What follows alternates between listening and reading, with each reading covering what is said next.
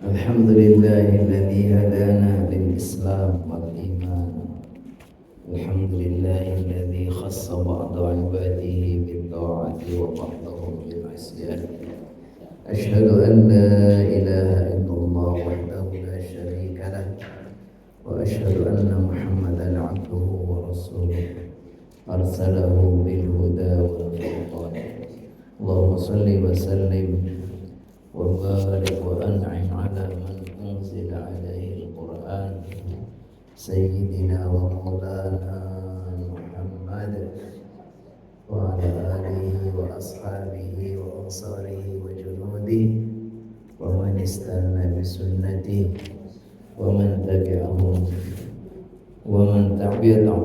تبعهم بإحسان الذين تمسكوا بأشرف الأديان.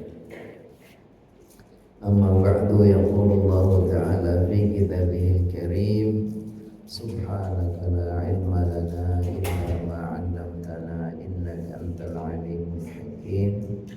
رب اشرح لي صدري ويسر لي أمري واحلل عقدة من لساني يفقهوا قولي. اللهم إنا نسألك علما نافعا ورزقا طيبا وعملا متقبلا. اللهم علمنا ما ينفعنا وانفعنا بما علمتنا. آمين آمين يا رب العالمين. Hadratal ummahat, para ibu-ibu yang salehah semua, ini hadir di tengah-tengah kita. Tentu banyak ustadzah ya, tokoh, orang-orang penting di sini ya, semuanya ya, para penjabat, minimal di tengah keluarga ini penjabat sebenarnya kan ya, Perdana Menteri ya kan. Yang jelas semua orang-orang penting, dan yang tidak kalah penting ya, semua orang-orang yang Allah pilih untuk mendapatkan keberkahan, mendapatkan rahmat, mendapatkan ridho Allah ya. Karena siapapun yang Allah mudahkan hadir untuk di majelis ilmu ini pasti orang-orang penting, orang-orang yang Allah kasih kesempatan untuk meraih banyak kebaikan. Karena diantaranya ya, faedah orang yang rajin belajar itu ya pasti akan tambah ilmu, tambah paham. Dan paham kepada agama ini bagian dari rahmat Allah, bagian dari sebab Allah turunkan banyak kebaikan kepadanya. Man yuridillahu bihi khairan yufaqihu fiddin. Siapa yang Allah kehendaki kebaikan, maka Allah pahamkan kepadanya agama. Ya, kita dikasih kesempatan untuk ngaji ayat-ayat Allah ini, Masya Allah. Adakah yang lebih mulia, lebih agung ya, melebihi bagaimana mengkaji, merenungkan, memahami ya firman-firman Allah yang maha agung, yang maha kuasa. Ini yang kita sedang ngaji adalah apa? Firman Allah, pesan-pesan Allah, nasihat-nasihat Allah, petunjuk-petunjuk Allah. Firman-Nya, zat yang menciptakan seluruh alam ini, yang berkuasa atas segalanya, yang paling mulia, yang paling agung. Maka siapapun yang Allah kasih kesempatan untuk mengkaji firman Allah, pertanda Allah kasih kesempatan untuk meraih kemuliaan. Alhamdulillah kita sudah terus ya, berjalan terus sampai sekarang sudah ke surat 96 ya. Berarti menuju puncaknya surat An-Nas itu tinggal berapa lagi? 96 tambah 4 ke 100 dengan 44 sama 14 ya. Tinggal 18 lagi. 18 lagi tapi lama. Kalau satu ketemuan itu satu surat berarti masih 18 bulan, 1,5 tahun ya. Biar kita umurnya panjang aja kan. Ya kan? Kalau dikasih umur panjang ya berarti kita selesai. Tapi kalau nggak dikasih umur panjang, nggak ada sampai 18 bulan lagi, wallahu a'lam ya kan.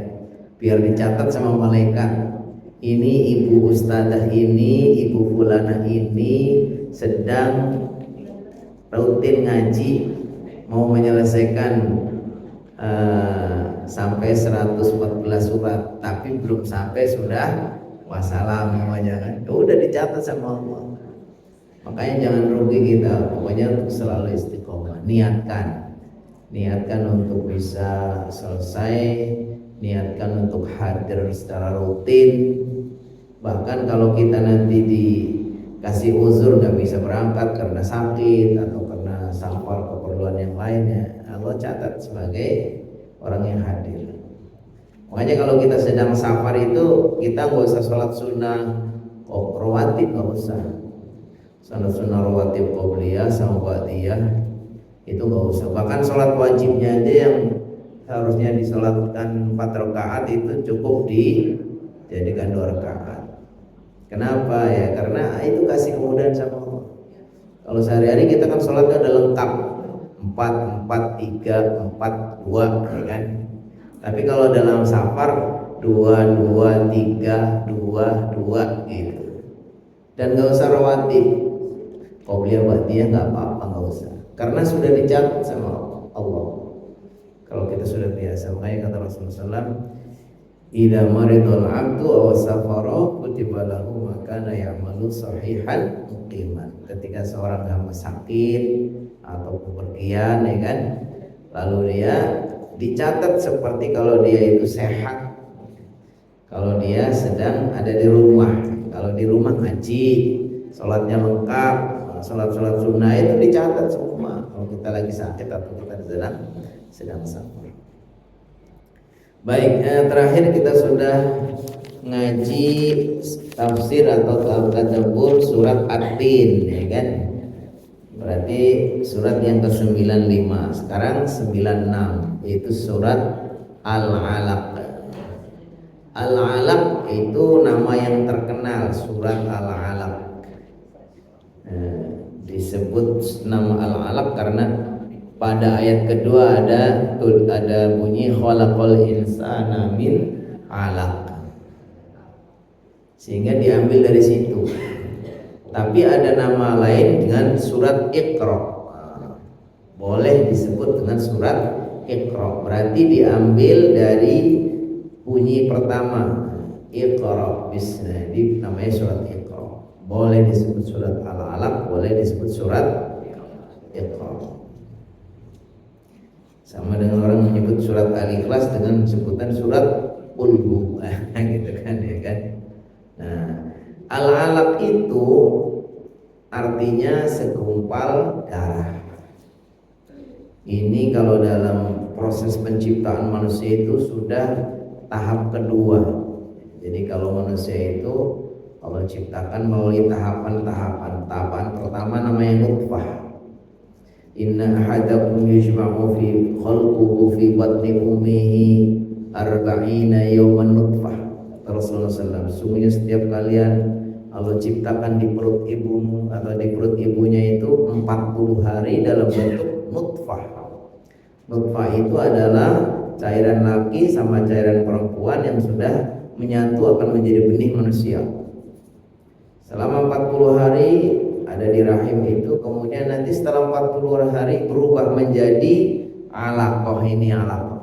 Alaqah itu berupa apa? Darah yang sudah mengental, yang akan menjadi manusia.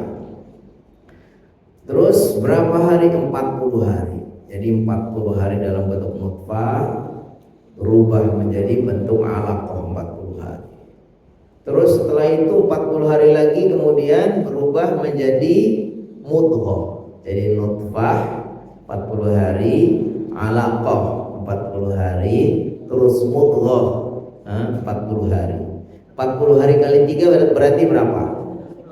120 hari. Berapa bulan? 100. Yang benar 4. Jadi 30 kali 4 sama dengan 120. Makanya ada orang, mulai dulu kita nenek moyang kita ngajarin ada 4 bulanan.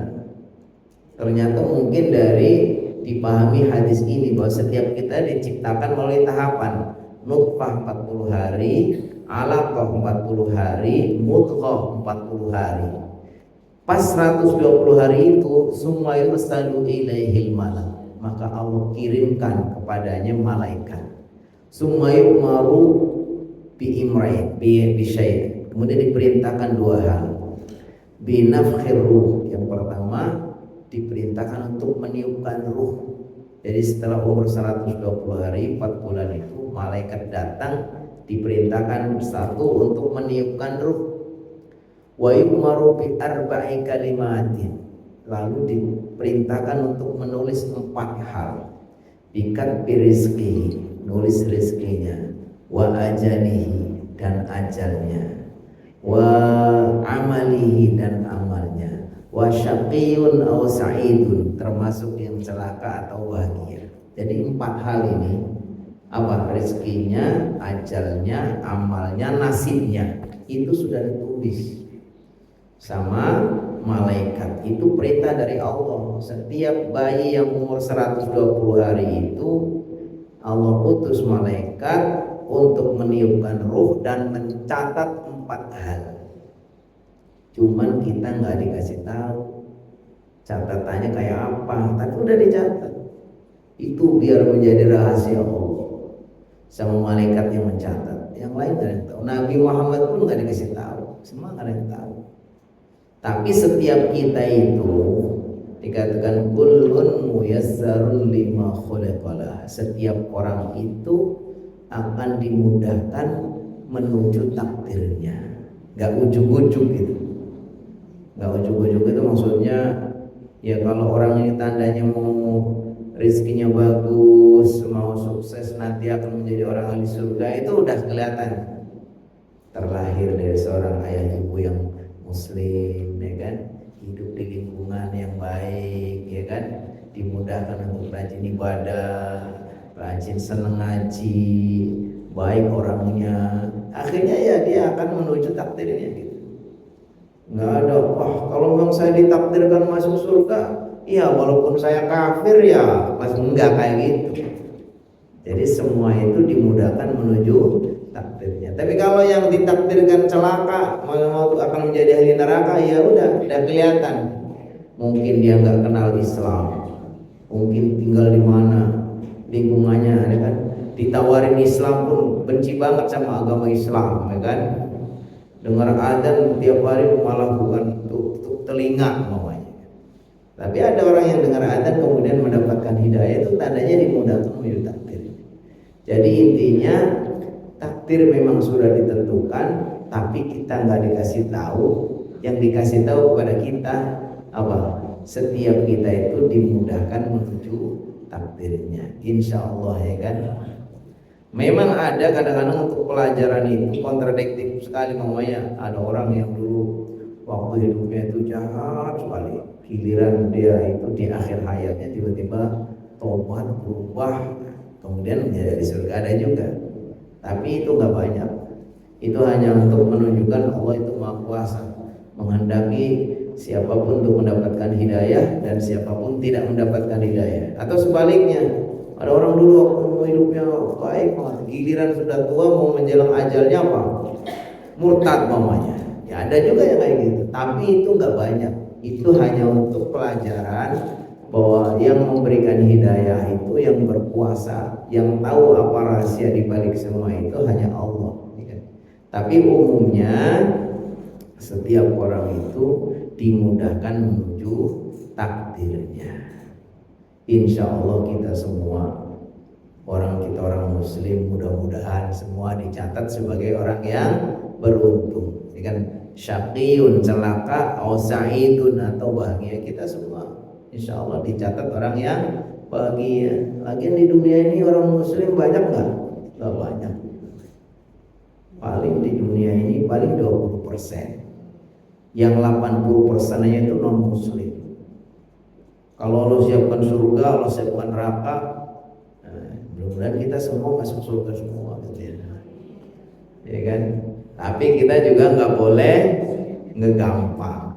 Allah kan maha baik, ya kan. Allah kan maha pemaaf. Lagian Allah sudah menciptakan surga luas juga, neraka luas juga. Tapi kan masih banyak orang kafir, kayaknya insya Allah ya. Akhirnya dia malah menyebarangkan apa? menyepelekan, nggak boleh kayak gitu juga, ya kan? Kita tetap harus apa? Kita berharap kepada Allah. Jangan pernah kita putus asa, ya kan? Makanya kata Allah Subhanahu wa taala, ya ayyuhalladzina amanu. Bagaimana? Wahai orang-orang yang qulil ladzina asrafu ala anfusihim la taqnatu min rahmatillah. Katakanlah kepada orang-orang yang melampaui batas, janganlah pernah apa? Qul ya ibadiyalladzina asrafu la taqnatu min rahmatillah. Wahai hamba-hambaku yang melampaui batas, jangan pernah berputus asa dari rahmat Allah. Innallaha yaghfiru dzunuba jami'a. Karena Allah akan mengampuni semua dosa-dosa. Insyaallah ya. Jadi setiap kita ya harus selalu berpikir optimis ya. Karena Allah Subhanahu wa taala Maha Penyayang. Rahmat Allah dengan murka Allah itu selalu lebih dulu rahmatnya. Kalau kita melakukan kebaikan, Allah kasih apresiasi 10 kali lipat. Kalau kita melakukan kejahatan, Allah kasih 1. Artinya apa itu? Peluang untuk masuk surga insyaallah ya. Asal kita jangan apa? Menyepelekan. Kita tetap aja berharap. Jadi surat Al-Alaq ini diambil dari nama Al-Alaq itu dari ayat kedua. Al-Alaq tadi adalah salah satu proses tahapan penciptaan manusia dari nutfah, alaqah, kemudian mudghah. Ini pelajaran bagi kita bahwa setiap kita sehebat apapun itu ternyata dulu bahannya kayak gitu juga. Nutfah yaitu campuran air mani laki dan perempuan, kemudian alaqah darah, kemudian mudghah. Ya nggak ada yang hebat, semua kayak gitu. Ya, orang yang paling hebat banget pun ya seperti itu juga ya kan. Kemudian kata Allah Subhanahu wa taala, Iqra bismi rabbikal ladzi khalaq. Ini dibaca sampai ayat kelima. Jadi khalaqal insana min 'alaq. Iqra wa rabbukal akram alladzi 'allama bil qalam 'allamal insana ma lam ya'lam. Ini sebagian dari ayat yang Allah turunkan pertama kali. Jadi dari surat Al-Alaq ini satu surat tapi sebetulnya tahapan turunnya itu enggak sekaligus. Yang pertama kali turun itu justru diambil dari surat Al-Alaq ayat 1 sampai ayat 5. Nanti ayat 6 sampai ayat 19 itu turunnya berbeda waktu. Ini menunjukkan apa? Menunjukkan bahwa susunan ayat maupun susunan surat dalam Al-Quran itu tidak berbanding lurus dengan turunnya dari Allah kepada Nabi Muhammad. Ya, kita sudah sering dengar nih. Pokoknya urutan surat Al-Fatihah, Al-Baqarah, Ali Imran, kemudian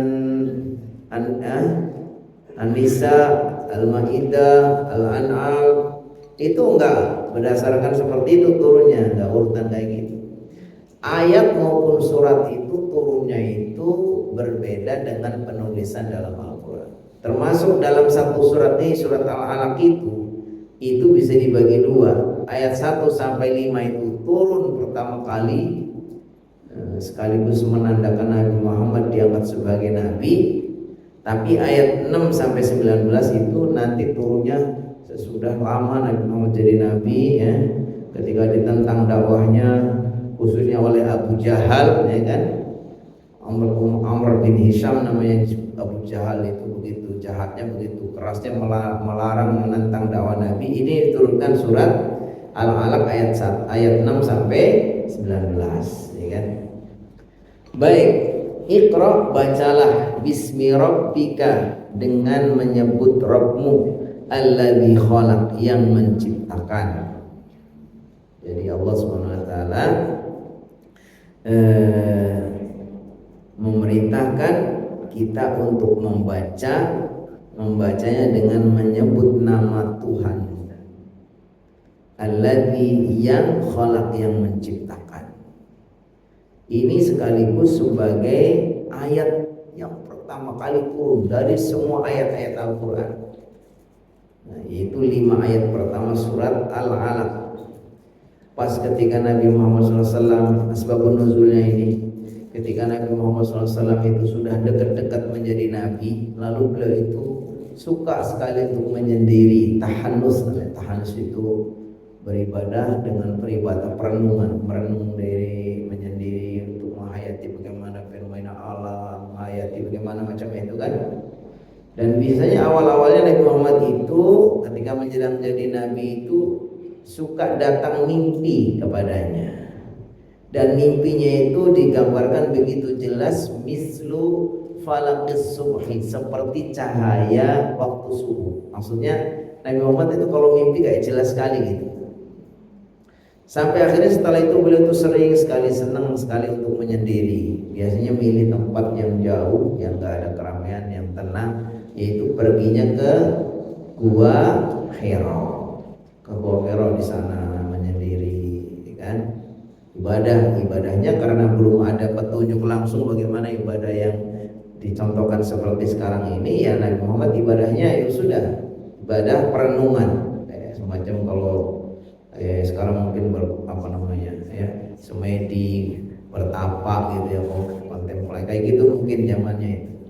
Sampai akhirnya setelah sekian lama sering beberapa malam beliau tuh menyendiri, begitu kehabisan bekal balik, minta dibekalin lagi, berangkat lagi, bekalnya habis balik lagi, sampai suatu saat datanglah wahyu pertama, yaitu Nabi Muhammad didatangin malaikat Jibril.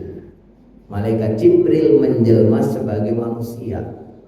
Jadi malaikat itu dengan kehendak Allah, kuasa Allah itu bisa saja bersifat berbentuk menjelma sebagai wujud. Lalu Nabi Muhammad SAW didatangi oleh malaikat Jibril. Lalu malaikat Jibril memerintahkan Iqra. Nabi Muhammad menjawab, ma'ana biqari, saya tidak bisa membaca.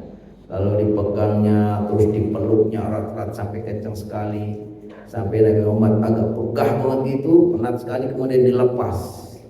Terus malaikat Jibril bilang Iqra. Nabi Muhammad dia ma'ana biqari, pegang lagi, dipeluk lagi sampai penat sekali, kemudian dilepas.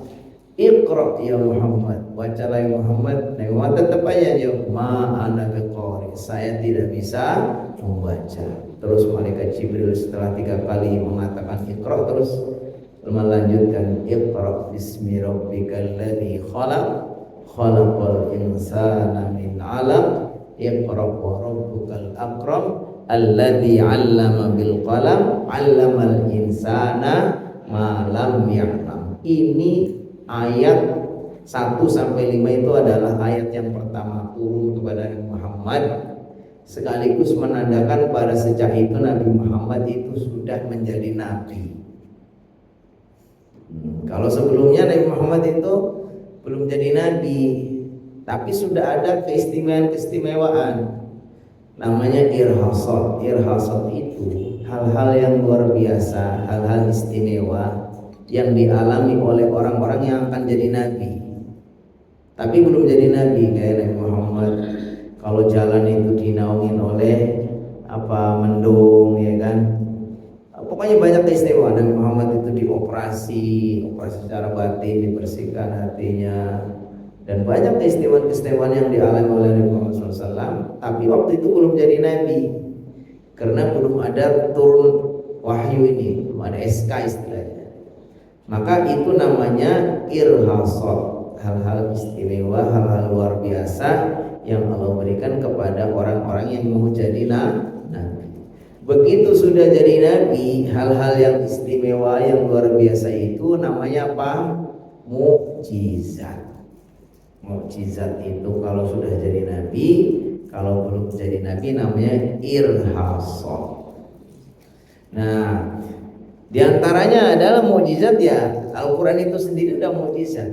Nabi Muhammad, Allah berikan Al-Quran ini mukjizat. Mukjizat yang sampai sekarang terus sampai hari kiamat akan ada adalah Al-Quran ini. Karena mukjizat-mukjizat yang lain itu waktu beliau masih hidup banyak juga. Nabi Muhammad bisa ngobatin orang yang buta, diusap sembuh, ada juga. Orang luka sembuh, dia minta disiapkan air satu bejana, lalu untuk mencukupin sekian banyak orang, ya ada juga. Ini mukjizat-mukjizat yang diberikan oleh Nabi Muhammad ketika masih hidup. Ya, tapi beliau meninggal kemudian selesai mukjizat hilang. Tapi kalau Al-Quran itu akan terus ada. Itu salah satu mukjizat Nabi Muhammad SAW yang sampai hari kiamat akan terus ada. Inna nahnu nazzalna dzikra wa inna lahu lahafidz. Sungguhnya kami yang menurunkan Al-Quran ini dan kami yang akan menjaga. Jaminannya Allah yang akan menjaga Al-Quran ini. Di antaranya apa? Allah mudahkan orang-orang tertentu bisa menghafal. Jadi orang bisa menghafal Al-Quran itu mukjizat. Ya, dimudahkan kan ada. Kalau kayak Imam Syafi'i itu 7 tahun udah hafal surah Al-Quran. Umur 11 bulan itu sudah menghafal karangan kitab gurunya, karangan gurunya, kitab Muwatta, 4 jilid ini. Karena Imam Syafi'i juga Allah kasih kemudahan, begitu ngeliat itu langsung hafal gitu kan. Kalau kita kan ngeliat berkali-kali jangan hafal-hafal. Ya, itu bagian dari garansi dari Allah. Allah kasih kemudahan orang-orang tertentu itu. Zaman sekarang aja kayak Ustaz Adi itu gampang hafal itu ya. Ustaz Adi kali ngeliat itu, ini di pojok ini posisinya gini, dia tahu semua dia itu. Jadi Allah kasih orang-orang yang hebat itu. Ya kita itu kan karunia dari Allah. Ternyata otaknya manusia itu luar biasa itu, bisa mengingat sekian banyak. Itu pun kebanyakan otak manusia itu yang baru kepake baru berapa persen gitu ya. Yang lainnya itu masih nganggur gitu kan. Kalau mau yang otak ini potensinya 100%, kalau kita paling kepake 5% apa 10%, yang 90%-nya masih belum kepake. Khususnya orang Indonesia itu otaknya bagus semua, masih baru-baru. Makanya ada joki, ada ledekan kan, ada jualan otak orang atau jualan kepala orang itu. Kepala orang Indonesia itu ternyata yang paling mahal. Karena apa? Karena masih bagus tuh kan. Ibarat flash di sini masih banyak kosongnya gitu kan. Yang paling murah otaknya orang Jepang ya kan. Orang Jepang itu otaknya udah kepake semua udah, ya kan? Ya. Jadi diantaranya Allah kasih garansi bahwa Al-Quran ini mau dijaga, yaitu tadi dimudahkan orang-orang tertentu untuk menghafal. Dan kelebihan lain itu Al-Quran itu seluruh dunia itu sama, ya kan? Jadi bisa dihafal. Sampai ada orang yang mencoba merubah satu aja titik saja udah nggak akan bisa karena seluruh dunia sama. Beda kalau sama kitab yang lain, kitab Injil atau kitab Taurat, kitab-kitab yang zaman dahulu itu banyak yang sudah berubah. Orang di sini pakai bahasa ini, pakai di sana pakai bahasa itu. Kemudian ada juga banyak perubahan-perubahannya. Sampai dulu ada seorang mualaf, Pak Insan Mogita almarhum sudah meninggal. Pak Insan Mogita itu orang Kristen, dia pendeta dulunya, terus dia masuk Islam. Terus dia mendirikan lembaga namanya Arimatea. Arimatea itu lembaga yang dia dirikan untuk berdebat, ya, untuk mengundang orang-orang tokoh-tokoh orang Kristen, kemudian berdiskusi dengan orang-orang Muslim, ya kan? Selalu dia itu kalau berdebat nantang dulu, ayo, itu banyak orang-orang Kristen kan diundang, nih ulama-ulama kiai-kiai diundang, nih tokoh-tokoh pendeta diundang. Kalau Pak Ihsan mau kita itu mau ceramah, dia bilang, ayo sekarang taruhan saja. Kalau ada di antara kalian, wahai para pendeta, ada yang bisa menghafal kitab kalian satu halaman saja, saya akan kembali kepada agama kalian. Tapi kalau kami orang Muslim banyak yang bisa kita hafalkan seluruh kitabnya.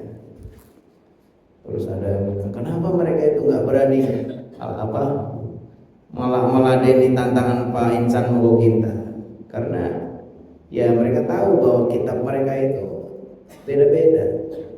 Ada yang bilang, Pak Insan berani banget, nanti kalau ada mereka yang mau menghafal satu halaman, nanti Pak Insan masuk Kristen lagi emang gitu. Kata dia, bukan gitu. Kalau dia menghafal yang ini, saya akan tunjukkan yang lain gitu.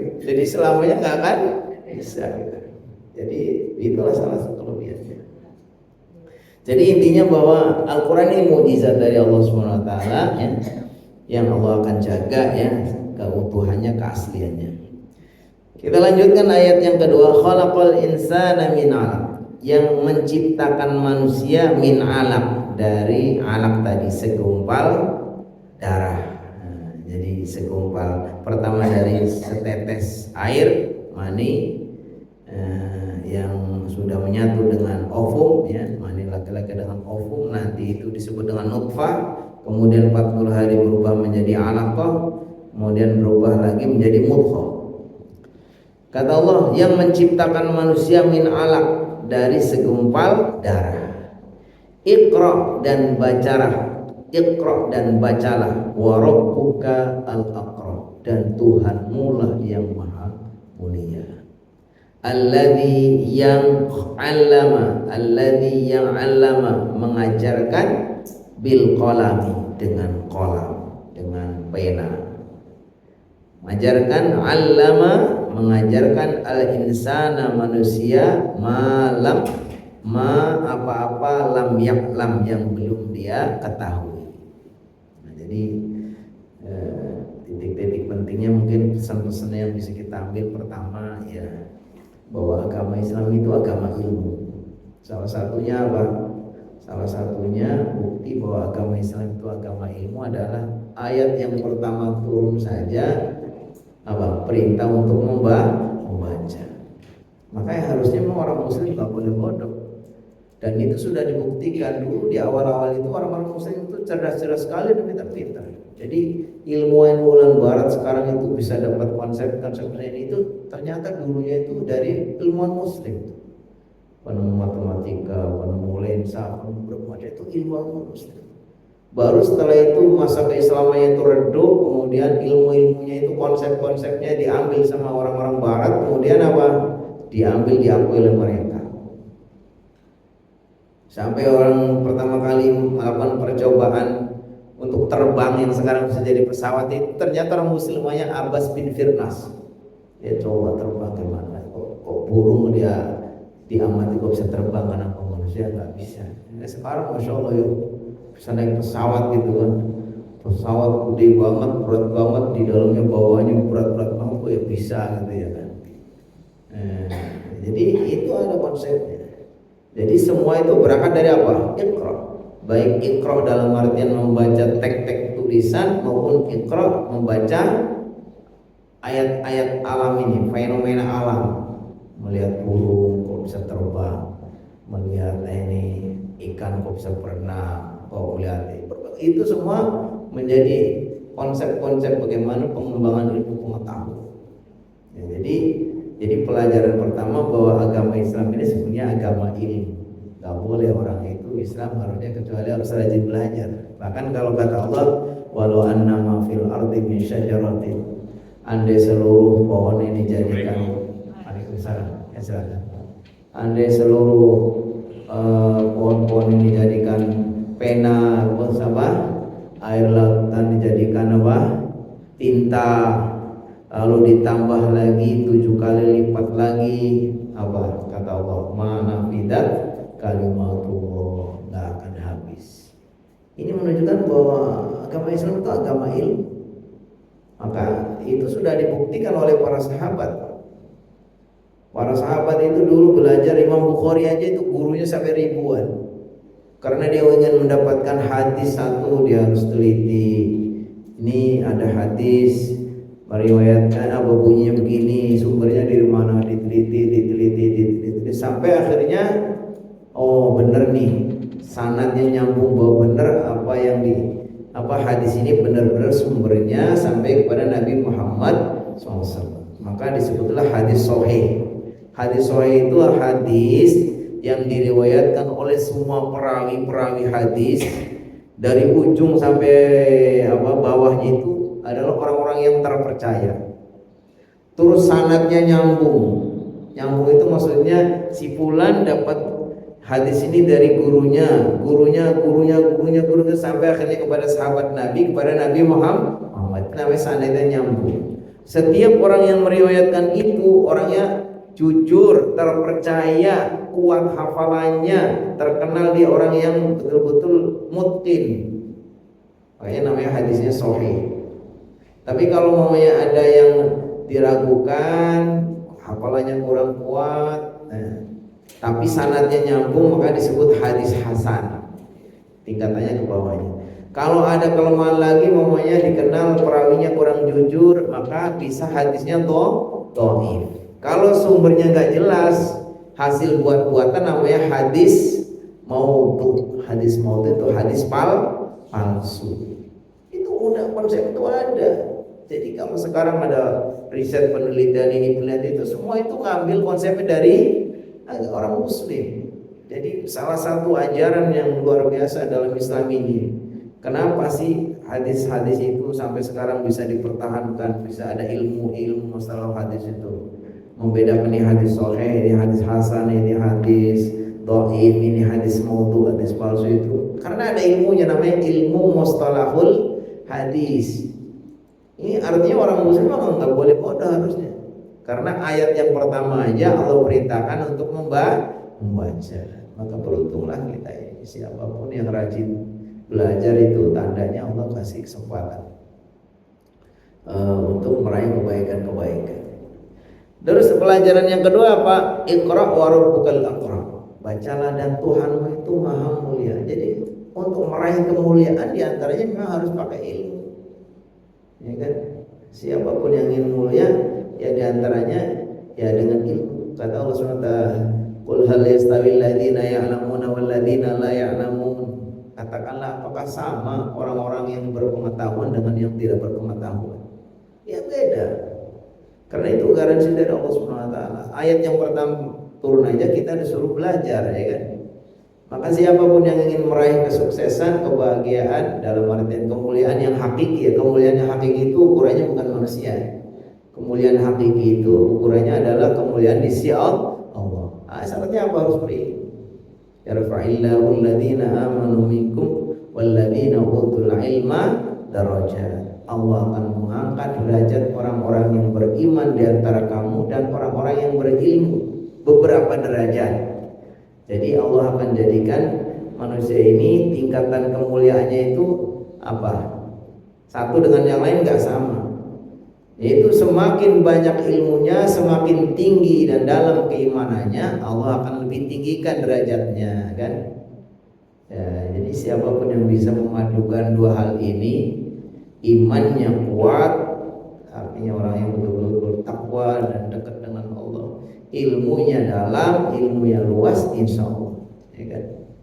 Makanya ketika dalam satu forum pertemuan Khalifah Harun Ar-Rasyid, ya kan,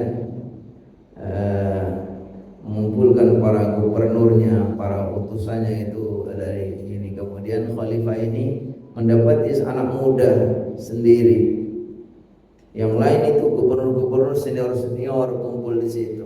Rupanya ada anak muda sendiri. Ternyata ini anak muda secara biologis umurnya masih muda, tapi secara keilmuan dia itu udah alim, ya kan? Maka ketika dipanggil sama Khalifah, wahai anak muda, kamu kenapa ini yang lain semua hebat-hebat saudara-saudara, kenapa kamu anak kecil sendiri datang sini? Kata dia, "Law kana al-amru yuqasu bil umri lamastaqal khalifatu an yakuna khalifah." Kalau memang segala urusan itu ukurannya adalah umur, maka khalifah nggak berhak jadi khalifah dong, karena masih banyak orang yang lebih tua di sini, gitu kan. Jadi memang itu tadi, ilmu ini, ilmu kemudian keimanan inilah yang menjadi ukuran seseorang apakah mulia atau tidak, khususnya di sisi Allah. Jadi pelajaran yang penting juga ya, setiap kita bila ingin meraih kemuliaan, ya jangan pernah berhenti untuk terus belajar. Utlubul ilma minal mahdi ilal lahdi. Tuntutlah ilmu dari sejak dulu kita masih di buayaan sampai ke liang lahat. Jangan berhenti. Karena kalau kita habiskan seluruh umur kita ataupun ilmu kita ya baru sedikit, ya kan?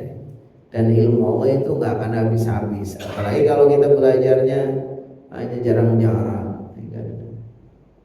Belajar jarang-jarang itu apalagi, ya kan? Belajar terus saja udah belajarnya jarang-jarang, lagian kita pahami juga agak susah kadang kan gitu kan. Ya bukan kayak Imam Syafi'i, bukan kayak orang-orang yang lain hafal sekali, baca sekali udah hafal paham. Kita kan jarang, ya kan. Nah, kenapa? Ya semua ada kebaikannya. Orang-orang yang dikasih kesulitan untuk menghafal, justru itu pahalanya dikasih yang lebih banyak. Kenapa? Karena kalau yang lain dengan membaca 2-3 kali sudah hafal, ya sudah itu kan. Nah, karena sudah hafal ya udah gitu. Beda kalau yang agak lama hafalnya, dia akan hafal kalau sudah membaca berapa kali? 40 kali katanya.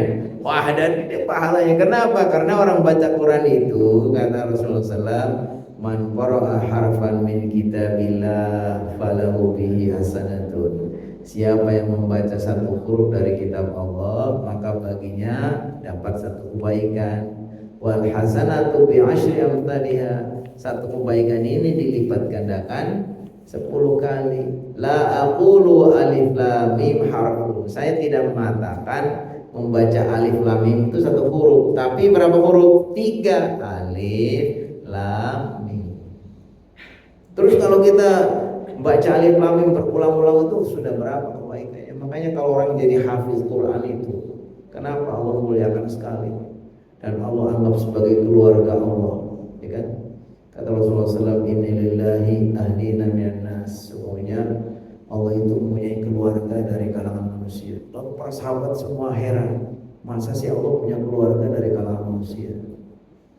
Para sahabat bertanya, mana ya Rasulullah, siapa itu yang dianggap begitu hebatnya sampai diakui sebagai keluarga Allah? Apa kata Rasulullah SAW? Hum ahlullahi ahlul qur'ani wa khossahu. Yaitu orang-orang ahli Quran yang mau membaca, mau menghafal, mau memahami, dikit-dikit nggak apa-apa. Tapi kita terus, ya. Jangan sampai kita merasa sudah nggak mau belajar lagi, merasa sudah sudah udah putus asa gitu. Padahal Allah kasih kecerdasan. Malu kita kalau untuk ngapalin yang lain-lain. Hitung duit apalagi paham banget tuh. Ya kan? Kita walaupun kalau matematika di sekolah bodoh gitu nggak bisa, nilainya jelek kalau di matematika. Tapi kalau hitung duit itu banyak ya bisa juga ya. Ya kan? Harusnya malu kalau kita yang lain-lain bisa, kenapa firman Allah nggak bisa? Harus lawan itu. Kalau perlu saya lebih bagus mati daripada nggak bisa gitu. Harus punya tekad gitu. Ya kan? Jadi setiap kita itu harus punya tekad yang kuat bahwa di antara kemuliaan yang Allah berikan orang-orang yang Allah kasih kesempatan untuk bisa menjadi keluarga Allah. Enggak mesti harus hafal semuanya. Enggak mesti harus hafal semuanya. Yang penting kita punya kacauan dah. Kacauan itu punya andalan. Setidaknya kita hafal Ummul Quran. Ummul Quran itu induknya Al-Quran. Itu udah bagus tuh amal surah Fatihah, ya kan? Itu sudah induknya.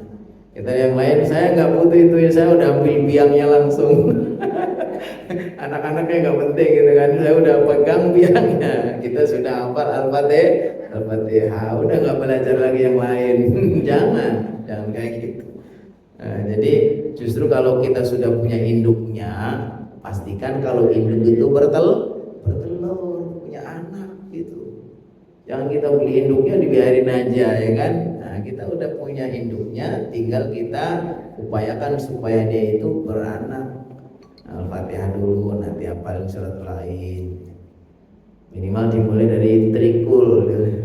Trikul itu anak baroknya itu kan trikul dulu ya. Nah, nanti tambah lagi ya kan.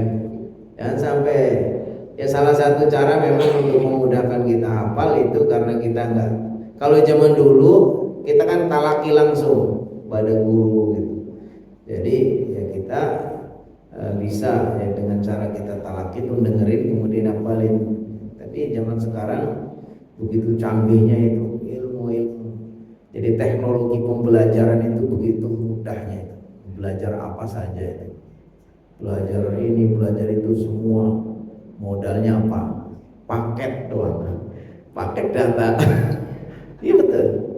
Jadi kita jangan anggap itu satu hal yang negatif saja. Tergantung. Kalau yang namanya teknologi itu bebas nilai. Bebas nilai itu maksudnya tergantung bagaimana. Bebas nilai itu bisa baik, bisa buruk. Kalau kita jadikan ini teknologi informasi yang begitu banyak itu untuk hal-hal positif, yang tidak bagus, kita yang nggak bermanfaat, kita tinggalkan. Min husni islamil mar'i tarkuhu ma la ya'ni. Di antara tanda seseorang itu Islamnya bagus tarkuhu ma la ya'ni, yaitu bila dia mampu meninggalkan hal-hal yang tidak bermanfaat, apalagi yang sampai membahayakan atau merugikan. Hal-hal yang tidak bermanfaat aja harusnya kita tinggalkan. Ya, makanya ketika kita melihat sekarang ini begitu mudahnya mau belajar apa saja, mau cari informasi apa saja, begitu banyaknya, ya kita harus paham, harus bisa memilih. Karena itu sebenarnya apapun yang namanya media atau alat itu sifatnya bebas nilai. Sama dengan orang punya pisau itu bisa bermanfaat, bisa berbahaya. Karena pisau itu alat, tergantung. Kalau kita buat untuk motong sayur apa gitu ya bermanfaat. Kalau untuk motong jari gitu, itu kan bebas nilai. Kita juga gitu. Kita menggunakan media informasi ini tergantung. Bahkan sekarang itu apa sih yang nggak ada di dunia medsos ini kan? Syekh-syekh itu dari Mekah, dari Madinah, tokoh-tokoh, dan semua itu kenapa mereka upload, kenapa mereka masukkan ke dalam media ini? Karena dianggap itu berbobot, berkualitas. Jadi kita bisa ambil dari situ ilmu. Kita dapat kesempatan kuliah di Arab Saudi, tapi banyak ceramah-ceramah dari Syekh Arab Saudi yang bisa kita dengarkan. Jadi dikembalikan kepada bagaimana kepandian kita ini. Kalau sebagai muslim tadi ukurannya apa? Min husni islamil mar'i tarkuhu ma la ya'ni.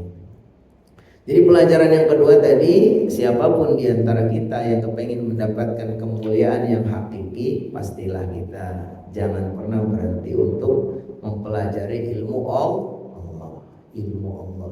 yang akan membuat kita jadi lebih tinggi derajatnya. Yarfa'illahu alladziina aamanu minkum walladziina utul ilma. Biasanya kalau dianggap sama Allah ini orang yang mulia, orang yang baik, ya insya Allah, ya kan. Walaupun nggak selalu berbanding lurus, banyak orang-orang hebat, mungkin wali Allah, tapi mungkin nggak dikenal masyarakat, nggak terlalu, ya. Jadi kadang-kadang memang seperti itu. Tapi secara umum biasanya orang-orang yang mulia di sisi Allah, insya Allah juga mulia di atas di sisi mata manusia. Tapi memang nggak boleh juga kita tergiur yang kita terperdaya gitu. Masa ini orang hebat banget terkenal di mana-mana, itu belum tentu juga. Karena kalau kita rajin ngaji saja, kalau kata Allah Subhanahu wa taala gimana? Dalam hadis kata Rasulullah sallallahu alaihi wasallam, qaumun fi baitin min buyutillah, tidaklah sekelompok orang itu berkumpul di rumah Allah lalu mereka membaca Al-Quran, mengaji Al-Quran, kecuali Allah akan kasih 4 hal. Di antaranya diturunkan kepadanya ketenangan. Kita salah satu faedah kita datang ngaji ini sebenarnya itu hiburan. Jadi siapa yang merasakan bahwa ini pekan ini ada pengajian dan dia merasa nikmat dengan itu tandanya itu sudah mendapatkan karunia. Karena diantaranya kata Rasulullah SAW, orang yang datang untuk mengkaji firman Allah itu apa? Anzalallahu alaihi sakinah, Allah berikan ketenangan. Ya, kalau lagi di rumah lagi sumpah banyak urusan ya, Bu ya. Ada ke masjid aja dah, tinggal belajar itu kan. Ya, tenang. Makanya jangan heran kalau orang tuh ngaji itu ngantuk. Kenapa? Karena pikirnya tenang. Ya nggak mikir macam-macam lagi ngaji. Apalagi kalau sudah ilmunya semakin banyak. Orang kalau ilmunya semakin banyak itu menggunakan teori ilmu padi. Semakin berisi semakin merunduk. Makanya kalau lagi ngaji merunduk terus. Ya kan? Bahkan ada teman saya cerita itu, saya tuh udah berapa hari nggak bisa tidur. Ustaz, saya udah berapa hari nggak bisa tidur katanya. Terus sama Ustadz itu diajak, udah yuk kamu ikut saya kalau kamu nggak bisa tidur gitu kan. Jadi gara-gara udah berapa hari nggak bisa tidur, kemudian sama temennya diajaknya itu kalau karena bapak-bapak diajak pas hari Jumat, diajak dengerin khutbah. Udah 3 hari nggak bisa tidur, pikirannya macam-macam itu, terus diajak sama salah satu temennya, Ustadz ini diajak untuk ke masjid dengerin khutbah. Begitu dia mulai duduk di situ, udah sholat sunnah tahiyatul masjid, imam berdiri khutbah itu udah ngantuk. Nggak bangun, Allahu Akbar, Allahu Akbar, Allahu Akbar, Allahu Akbar. Dia bangun tuh, udah qomat. Bilang sama Ustadz, ini khutibnya khutbahnya cuma satu Ustadz. Dan dikira tuh ini khutbahnya dikiranya hanya satu. Padahal khutbahnya itu 2. Dia waktu ganti khutbah duduk ini bangun lagi, dia masih ngantuk aja gitu. Itu kan tandanya memang itu. Makanya kalau kata Rasulullah SAW, majlis ilmu ini sebagai raudhatun min riyadil jannah, taman-taman surga. Ini kan di sini tuh enak gitu ya. Nah, jadi mudah-mudahan ini kita ya insya Allah mendapatkan pahala, dapat keberkahan, juga dapat apa tadi hiburan, sakinah. Kemudian dinaungin oleh malaikat. Bahkan ada malaikat-malaikat yang kata Rasulullah SAW ditugasi untuk mendatangi majelis-majelis. Dia disuruh Allah. Jadi malaikat itu punya tugas masing-masing.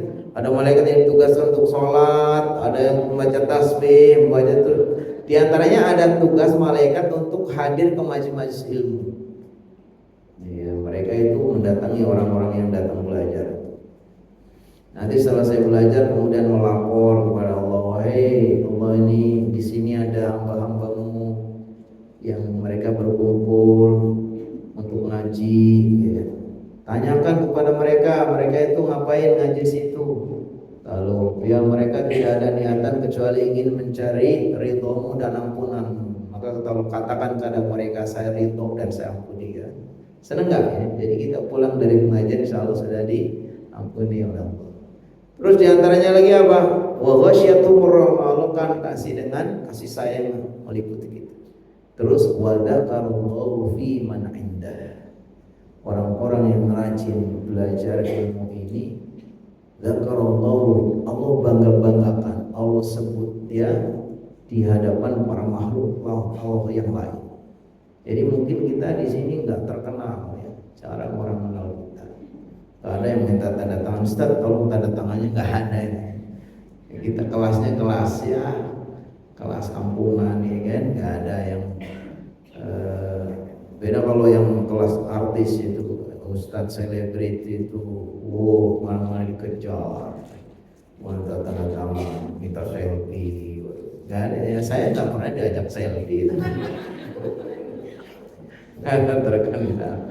Tapi kita berharap kalaupun nggak dikenal di dunia ini, biarlah Allah itu mencatat ya. Ini kita selebritis juga, tapi selebritis kelas atas kita, bukan kelas dunia ini, ya kelas langit ya. Insya Allah ibu-ibu itu selebritis semua ya kan. Tapi bukan di sini. Ini di hadapan Allah, di hadapan para malaikat kita ini ya, istiqomah ngaji ya. Saya udah kenal ibu tuh udah sejak ngaji tahun berapa itu, masya Allah. Yang saya datangi ke sini selalu begitu saya masuk sudah ada ibu. Ya Allah, bagi saya tuh bahagia sekali ya. Jadi insya Allah mudah-mudahan ini sebagai wasilah kita untuk mendapatkan kemuliaan dari Allah Subhanahu Wa Taala. Ya, jadi ngaji kita mungkin sampai ayat ke-5 saja. Nah, ini kenapa kita ngaji sampai ayat ke-5 saja? Karena ayat ini ayat yang paling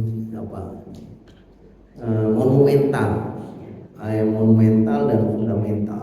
Fundamentalnya tahu karena ini ayat yang pertama kali turun kepada Nabi Muhammad SAW sekaligus menandakan Nabi Muhammad itu diangkat sebagai nabi. Saat itu Nabi Muhammad SAW langsung ketakutan. Pulang dia bilang kepada istrinya, Zammiluni, Zammiluni, Dasiruni, Dasiruni. Karena saking takutnya, siapa tadi orang itu gak pernah ketemu malaikat itu, malaikat Jibril itu. Habis dia diselimutin sudah tidur tenang, kemudian ditenangkan sama ibunda Khadijah. Dia bilang, wahai suamiku, janganlah kamu sedih.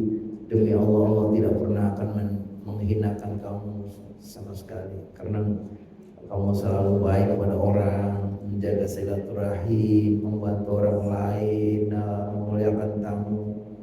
Terus sama ibunda Khadijah diajaklah menemui Waraqah bin Naufal. Waraqah bin Naufal itu sepupu ibunda Khadijah. Dia orang Kristen, tapi Kristennya Kristen yang betul-betul dia itu paham. So mungkin pendeta yang menulis kitab Taurat atau menulis kitab Injil. Dia itu. Terus ternyata Waraqah bin Naufal itu tahu bahwa Nabi Muhammad ini dengan tanda-tanda dia didatangi namus itu malaikat, itu berarti dia akan menjadi nabi. Maka ketika dia diajak menemui Waraqah bin Naufal, kata Waraqah bin Naufal, jangan sedih kamu akan menjadi orang atau menjadi seorang nabi. Nanti kamu, seandainya saya dapati kamu sedang diusir sama penduduk, sama masyarakat, sama umatmu, saya akan bantu kamu. Terus Muhammad kaget, apakah saya akan diusir sama masyarakatku? Kata, iya, karena setiap orang yang didatangi namus, yang diangkat menjadi nabi atau rasul, nanti akan dimusuhi sama kaumnya.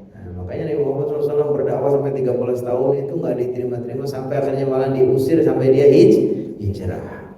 Tapi waktu itu Waraqah bin Naufal itu sudah tua sehingga dia tidak mendapati ketika Nabi Muhammad dimusuhi sama masyarakatnya, sama orang kafir. Kemudian sampai beliau berhijrah itu Waraqah bin Naufal sudah meninggal. Baik, itu barangkali yang bisa kita pelajari pada pagi hari ini, yaitu surat Al-Alaq ayat 1 sampai 5. Nanti insyaallah kita akan lengkapkan atau lengkapi pada pertemuan berikutnya surat Al-Alaq ayat 6 sampai 19. Insyaallah kita cukupkan, tapi bila ada yang mau menambahkan, mau menanyakan, boleh, silakan. Ya. Iya, boleh. Ini Ramadan nanti 17 Februari itu pengajian, biasanya di pengajian itu mengadakan tadarus. Mana yang lebih baik dilakukan? Tadarus memperbanyak bacaan. Jadi yang pertama, yang kedua dibaca sambil dibaca juga artinya. Nah, mana yang lebih baik kita lakukan? Iya. Sebetulnya masing-masing punya kelebihan dan punya keistimewaan. Kalau kita banyak membaca, lebih kepada mengambil keberkahan, pahala dan kebaikan dari setiap huruf yang kita baca, maka itu juga bagus. Bahkan Imam Syafi'i itu kalau diriwayatkan, ini salah satu keberkahan juga. Keberkahan itu maksudnya keramat namanya. Keramat itu kalau dalam bahasa Islam itu keramat itu, kalau si bahasa artinya kemuliaan. Kalau secara istilah itu sesuatu keistimewaan yang Allah berikan kepada kekasih-kekasihnya karena dia orang yang sangat baik, sangat soleh karena ketakwaannya, sehingga Allah kasih keramat, kemuliaan. Keramat itu sesuatu yang luar biasa yang tidak bisa dilakukan orang lain, yang hanya bisa dilakukan oleh kekasih-kekasih Allah. Di antaranya Imam Syafi'i. Imam Syafi'i itu kalau di bulan Ramadan itu menghatamkan Al-Quran itu 60 kali. 60 kali berarti sehari semalam itu 2 kali hatam. Kok bisa Ustaz? Itu yang saya bilang, itu namanya keramat. Keramat itu amrun khariqun lil 'adah aqahullahu li awliyaihi li salahihi wa taqwa. Yaitu karunia yang luar biasa yang Allah berikan kepada hamba-hamba pilihannya karena ketakwanya dan kesolehannya, ya, yang tidak bisa diberikan kepada orang lain. Itu termasuk keramat. Orang bisa menyamakan. Dan Imam Syafi'i kalau dari sisi logika ya wajar aja, mungkin karena umur 7 tahun dia sudah hafal gitu. Tapi lebih dari itu bagian dari keramat. Keramat itu karunia yang luar biasa yang tidak bisa dilakukan oleh orang lain, dan banyak orang kayak gitu yang dikasih sesuatu yang istimewa karena kesolehannya. Mirip dengan sihir, tapi bedanya kalau sihir sesuatu yang luar biasa yang dilakukan oleh manusia itu dengan bantuan jin atau makhluk halus. Tapi kalau keramat bukan, orang kok bisa ini bisa itu. Termasuk keramat mungkin kayak Ustaz Adi itu keramat itu. Bisa hafal Al-Quran, baca, bisa tahu pojok ini, pojok ini. Kita bisa nggak? Kita ingat nomor motornya lupa mulu. Nah itu keramat. Jadi keramat itu memang sesuatu yang luar biasa. Jadi nggak bisa diukur dengan logika. Ada juga orang-orang yang semalam bisa sholat sekian. Kayak tadi Imam Syafi'i. Jadi Imam Syafi'i paham bahwa bulan Ramadan, di mana bulan Allah turunkan Al-Quran, bulan Al-Quran kan, dan Allah turunkan pada bulan itu, dan setiap huruf itu Allah kasih pahala dan kebaikan yang luar biasa, apalagi di bulan Ramadan. Maka kemudian beliau banyak membaca. Tapi bukan berarti kemudian beliau kan yang di luar membaca kan sudah di luar bulan Ramadan sudah banyak, ya kan? Yang untuk memahami beliau sudah paham, ya kan? Udah bukan sekedar paham, bisa menyimpul, bisa ngerti. Jadi beliau memfokuskan karena bagi dia itu udah 11 bulannya itu sudah banyak mengkaji, mengkonsep, maka ya udah sebulan ini beliau banyak memfokuskan untuk membaca. Ya kalau kita kan enggak. Ya kita yang bagus itu dua-duanya deh. Kalau di bulan Ramadan kita ya usahakan jangan sampai tidak khatam, ya kan? Baca ya, walaupun nggak paham nggak apa-apa. Tapi kita juga ada saatnya kita harus juga sambil ngaji kayak gini nih. Kita baca surat Al-Alaq, kita kasih juga pemahaman kandungannya apa gitu. Jadi bagusnya kita dua-duanya lah, dua-duanya. Karena kita bukan orang yang sudah paham Al-Qur'annya. Tapi kita juga nggak mau kelewatan momen istimewa itu adalah bulan Ramadan ya. Jadi kita usahakan ya kalau bisa menghatamkan 2 kali 3 kali lebih bagus. Tapi kalau bisa jangan sampai bulan Ramadan kok ada orang nggak khatam Al-Quran gara-gara apalah saya pengen memahami aja, jangan, dua-duanya. Atau bagusnya ibu pandukan aja, nanti bulan Ramadan ini saya akan ngambil yang 1 juz ini untuk sambil kita baca, sambil kita tadabburi. Tapi yang selainnya yang 30 juz ini saya usahakan selesaikan. Jadi jangan dikontradiktifkan, tapi digabungannya dua-duanya. Tapi kalau dipilih, suruh milih mana yang lebih afdal, ya dua-duanya. Gimana ya? Mungkin sesuaikan dengan kebutuhan. Kalau orang-orang yang sudah paham, sudah hafal, sudah ngerti, mungkin bulan Ramadan kayak Imam Syafi'i udah fokus kepada membaca saja. Tapi kalau kayak kita ya karena kita butuh dua-duanya, mana juga harus kita pahami. Tapi intinya bahwa kewajiban kita kepada Al-Quran itu macam-macam, banyak.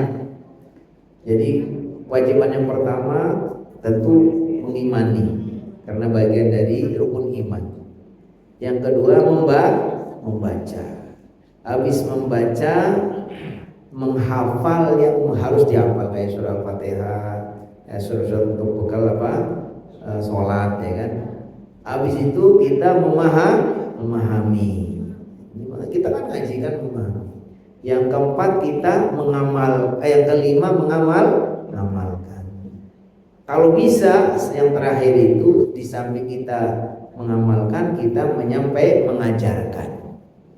Jadi membaca, mempelajari sampai kita bisa mengajarkan itu sebagai yang terbaik. Khairukum man ta'allamal Qur'ana wa 'allamahu. Sebaik-baik kalian adalah orang yang mempelajari Al-Qur'an dan setelah itu mengajarkannya. Jadi kalau kita kepengen jadi orang terbaik itu jangan sampai kita nggak belajar Al-Qur'an. Dan nanti kalau sudah bisa belajar kita ajarkan. Itu udah sekali konsepnya. Jadi tidak usah kita kontradiktifkan. Tapi kalau ada orang yang mau fokus di mana bulan Ramadan ini sebagai bulan Al-Quran dia banyak membaca juga silakan. Berarti nanti untuk ngaji-ngajinya mendalami mungkin bulan Syawal sampai bulan Syakban. 11 bulannya kita banyak untuk mempelajari. Tapi khusus Ramadan kita fokus mau yang membaca. Kalau ada yang mau begitu juga monggo silakan saja. Dan maksudnya gini Ustaz, kita kan di rumah pribadi masing-masing baca sendiri. Yeah. Nah, mohon maaf di pengajian kami itu ada tadarus bersama di masjid sampai 20 hari. Nah, yang biasa kita lakukan itu membaca ayatnya, kemudian membaca terjemahnya. Ya itu. Kemudian ada juga usulan bagaimana kalau terjemahnya nggak usah jadi langsung. Sehingga untuk itu kan mungkin nanti pengurus bisa menentukan kegiatannya mana yang diambil itu Pak. Jadi bukan mengkontradiksikan. Dalam tadarus bersama nah itu mana yang lebih bermanfaat karena di rumah masing-masing sudah tadarus kerja pagi basket. Iya kalau memang dianggap di rumah sudah cukup membacanya, kalau di sini umumnya dipandu mau ditambah terjemahan itu mungkin lebih bagus. Bagusnya dua-duanya lah. Jadi kalau yang sifatnya pribadi tadi, tapi yang lebih tepat memang kalau untuk yang kebersamaan ini supaya saling menyimak itu memang lebih kepada Qur'annya. Nanti kalau yang tadaburnya mungkin yang terjemahnya yang sendiri itu lebih bagus ya, karena yang dengan tadi menyimak itu kan satu membaca, satu menyimak itu. Ya saya pikir itu yang lebih tepat dikembalikan kepada kondisi kebutuhan kita masing-masing. Kalau kita kepengen ngejar targetnya supaya kita mengambil keberkahan supaya khatam, ya udah nggak usah pakai terjemahan. Tapi kalau kita dengan terjemah kemudian juga bisa khatam juga itu lebih bagus ya kan, lebih bagus begitu. Jadi dua-duanya saja. Tapi kalau umpamanya kita di masjid ya tinggal disepakati aja sama pengurus sama teman-temannya gimana kita mau sama terjemahan atau mau tilawah saja. Jadi sepakatin saja. Jangan sampai kalau kita nggak sepakat nanti ini mau terjemahan lagi dah jadi kelamaan gitu kan. Satunya lagi ini baca terus kagak baca nggak ada maksudnya ya. Akhirnya begitu. Mendingan disepakatin saja apa yang mau sama terjemah mau yang mandiri atau yang sama terjemah yang bareng-bareng. Tapi kalau tradisi yang sudah berjalan selama ini yang namanya tadarus itu biasanya nggak usah pakai terjemah, ya kan? Biasanya kalau tadarusnya udah saya nyimak langsung gitu aja, gitu ya. Wallahu a'lam bishawab. Nanti disepakati aja sama teman-teman, sama ibu mana yang dipilih mereka. Kalau yang banyak milih sama terjemahnya ya ikuti saja. Insya Allah itu masalahnya dua-duanya itu bagus banget, dua-duanya penting. Ya, baik, cukup ya. Oh ada satu lagi monggo terakhir. Ya.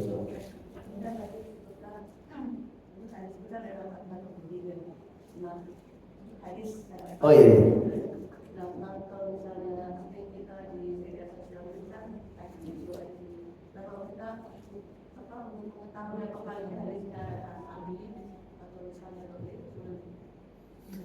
Iya memang untuk bisa mengetahui hadis, derajat hadis itu ada ilmunya namanya ilmu mustalahul hadis. Ilmu mustalahul hadis itu dibagi dua, ada ilmu hadis riwayat, yaitu kita hanya fokus kepada bunyi hadisnya.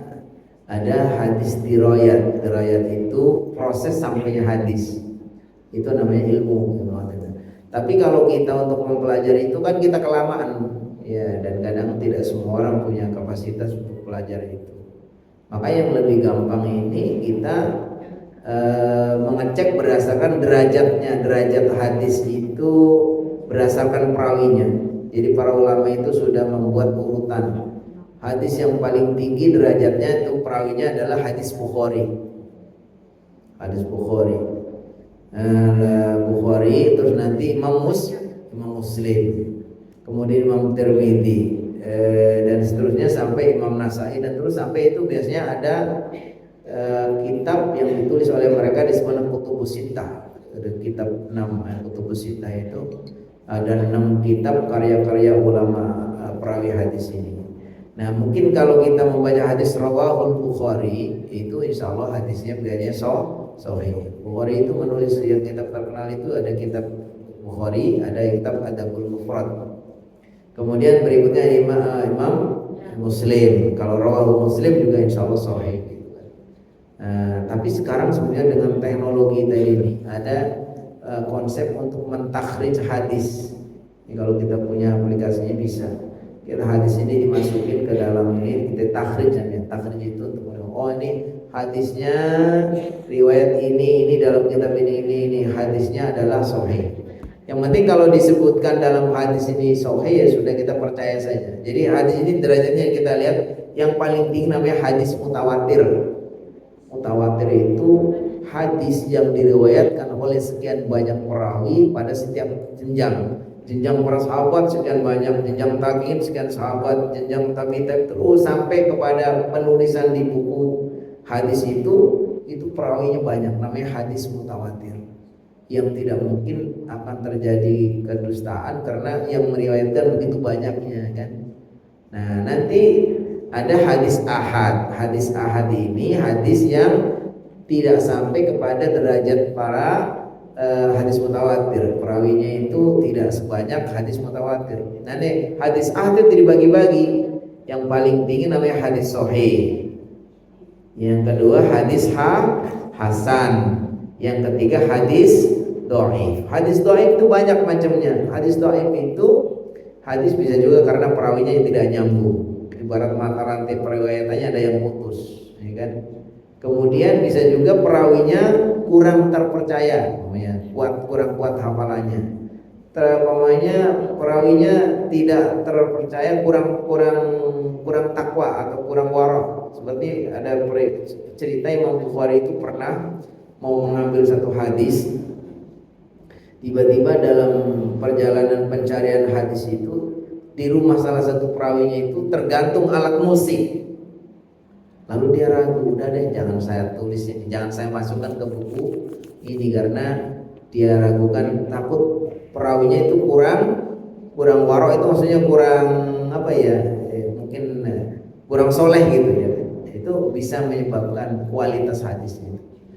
Jadi memang kalau kita untuk orang awam itu yang paling gampang ibu cari derajat perawi hadis yang paling tinggi nanti Imam Bukhari. Kalau yang diriwayatkan Imam Bukhari, Imam Muslim, Imam Tirmidzi, Imam Nasai ini, Imam Ahmad itu insya Allah mudah-mudahan hadisnya kebanyakan hadis sahih. Tapi memang untuk lebih detailnya memang diperlukan keahlian untuk mengenal itu. Tapi kita sekarang dengan teknologi canggih itu nggak usah belajar jauh-jauh, nggak usah nyantren bertahun-tahun. Kita punya aplikasi namanya aplikasi untuk mentakhrij hadis. Ibu tulis saja apa derajat hadis ini. Ini ditulis di Google. Nah, ini guru kita udah medsos itu kan. Ya, itu tulis itu nanti akan muncul hadis ini derajatnya sahih. Ya insya Allah tinggal dikomparasikan saja. Kalau kita kepengen konfirmasi kepada seorang ulama lebih bagus. Saat ini saya nemu hadis ini, saya tanyakan ke Ustadz Google bunyinya hadis sahih. Sekarang menurut Ustadz bagaimana? Ustadznya ternyata nyari di Google juga. Namanya udah selesai. Ya, insya Allah kita kalau untuk kita yang belum terlalu dibutuhkan sampai ke tingkat itu, yang penting kita biasanya itu hadis-hadis sahih insya Allah banyak, dan itu ada tulisannya di belakangnya. Cukup ya, terima kasih. Masya Allah, ini pertanyaannya bagus-bagus semua, menandakan ini orang-orang hebat semua insya Allah ya. Kita cukupkan sampai di sini, insya Allah bisa kita sambung pada pertemuan berikutnya. Nanti mungkin akan ada Ustadz Ferry. Ini Pak Ferry ini beliau salah satu gawe di Madinatul Quran pendiri umat yang insya Allah memfasilitasi para jamaah semua, termasuk jamaah sini. Dan itu beliau insya Allah juga tanggal berapa berangkat Pak Ferry? Tanggal 16 mau berangkat ke Aceh ya? Nanti malam. Oh ya, berarti nanti malam belum mau. Ya, untuk apa ya? Menjalankan amanah dari jamaah. Jamaah ada yang masih Pak untuk bantuan Aceh, bantuan Sumatera. Nah, yang jelas beliau juga tugas utamanya adalah menyampaikan infak dari jamaah untuk selalu menjaga untuk kegiatan anak-anak kita yang ada di pesantren, para penghafal Al-Quran insyaallah. Wabillahi taufiq wal hidayah. Wassalamualaikum warahmatullahi wabarakatuh. Kita tutup dengan doa kafaratul majelis. Subhanallahumma wa bihamdika asyhadu an la ilaha illa anta astaghfiruka wa atubu ilaik. Assalamualaikum warahmatullahi wabarakatuh.